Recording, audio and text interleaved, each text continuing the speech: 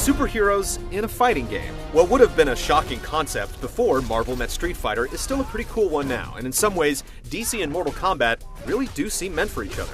If you've ever wanted to see Raiden take on Superman, your dreams will come true. But is taking the outcome into your own hands worth the price of admission? What is this place? It's the Batcave.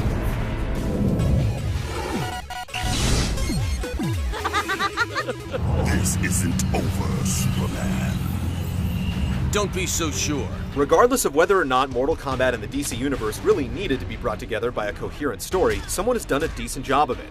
Beyond the basic premise of two worlds colliding and beating the crap out of each other, there are actually two stories, one for each side. Heroes and villains alike find themselves affected by a mysterious rage, which is a convenient, if not amazingly clever, excuse for everyone to end up fighting everyone else. The two tales were crafted by a comic writer who knows his stuff, especially on the DC side. There are actually some interesting rivalries and even a few good jokes mixed into the super-powered Royal Rumble. Our enemy is called Dark Khan. While it realizes some of its fan-pleasing potential and trumps most fighting games with its cutscene-packed storytelling, it still feels a lot like typical video game material most of the time.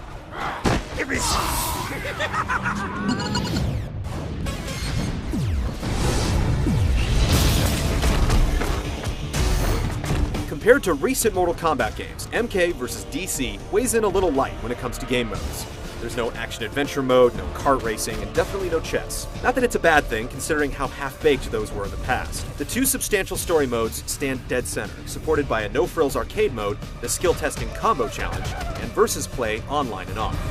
So maybe they could have used one or two silly modes, but MK vs. DC shows decent design, bringing back some of the simplicity of old Mortal Kombat, while keeping some of the new school stuff like 3D movement and Tekken-like juggles. It's still not the sharpest or most balanced fighting game around, and that's okay. What won't be okay with many fans is that MK vs. DC seems to have traded its signature over-the-top gore and violence for a superhero license and a teen rating. I've got a bad feeling about this. When the match is over and it's time to finish your opponent, the mild fatalities and the new heroic brutalities simply can't compare to the dangling spinal cords and beating hearts fans once knew. They're just much less satisfying. Each fighter has two finishers to discover, randomly or with the help of the internet. But there's not a lot of content to unlock. There are 23 characters total, with all but 3 combatants available from the start. Other than brief still-screen endings in arcade mode, you're given pretty much everything up front. The Flash wins.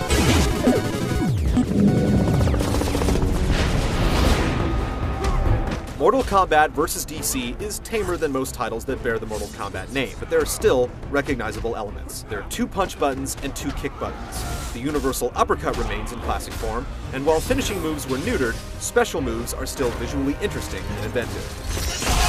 The DC side actually brings some interesting techniques to the table, even if it seems like everybody and their mother has some kind of teleport. The emphasis on key special moves makes the long list of named combos and commands similar to what you'd see in other 3D fighting games, mostly useless. It doesn't help that so many attacks often whiff up close. A rage meter lets you turn on extra damage or break a combo, but it's not the game-changing trump card it aspires to be. Meanwhile, wonky damage scaling and seemingly arbitrary timing make lengthy juggle combos far more trouble than they're worth. The fighting works on a basic level, but most of the additions don't add anything worthwhile. In-fight minigames that utilize Simon Says mechanics or button mashing to pound your opponent off a cliff or through a wall are gimmicky, but they're still among the better additions. And at least, they look cool.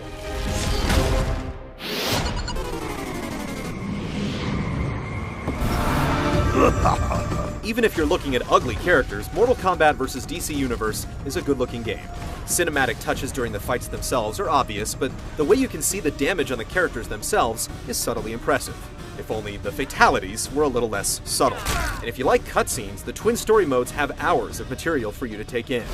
Voice casting seems to match the right voices to the right characters for the most part, and the music suits both the MK and the DC sides equally well. This night just keeps getting better and better. Unfortunately, you never hear the phrase toasty pop up, but there's still some cheese to appreciate.